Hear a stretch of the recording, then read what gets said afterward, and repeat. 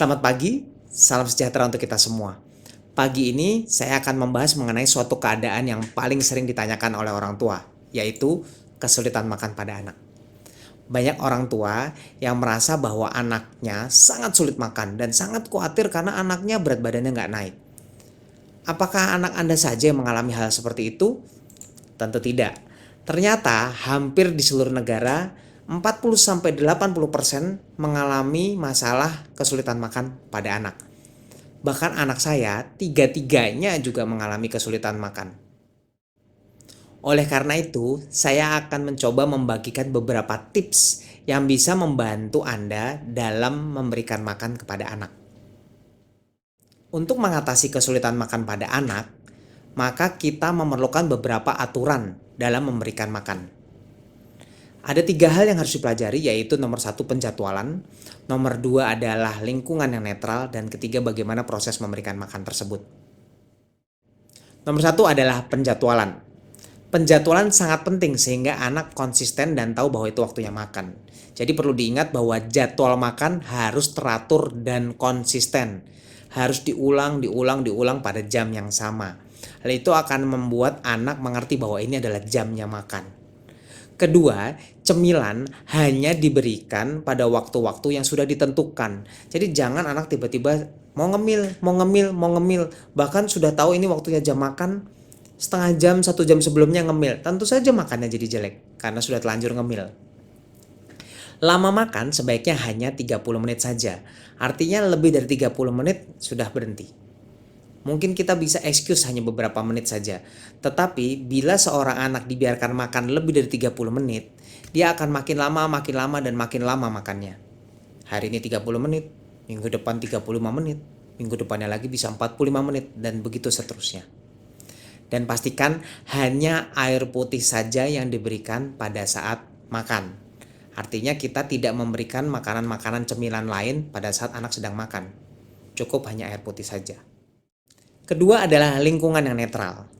Lingkungan yang netral artinya tidak ada paksaan. Tidak boleh memaksa anak untuk makan. Dan juga tidak berikan respon yang berlebihan bila anak berhasil makan. Kalau ada anak makan udah selesai, terus kita tepuk tangan, kamu keren sekali. Kenyataannya hal itu justru akan membuat anak takut dan besok dia malah makin takut untuk makan. Jadi artinya kita berikan respon yang secukupnya saja.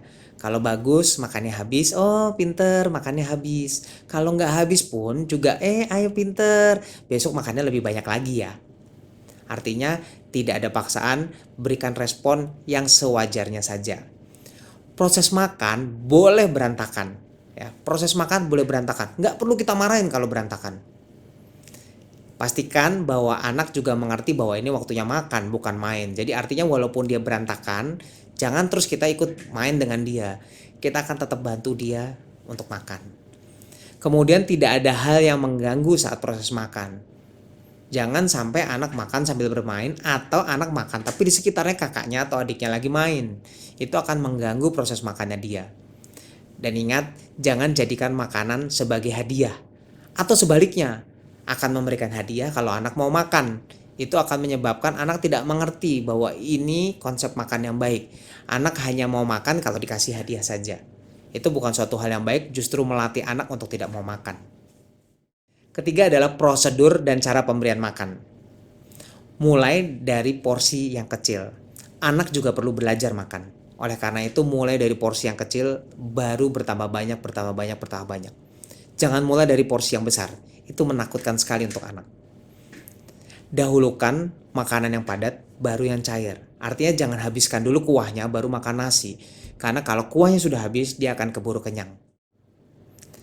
Kemudian sesuaikan makanan sesuai umurnya. Kalau seorang anak masih seharusnya makan bubur saring, jangan paksakan anak tersebut untuk makan makanan yang padat. Dan dorong makan sendiri.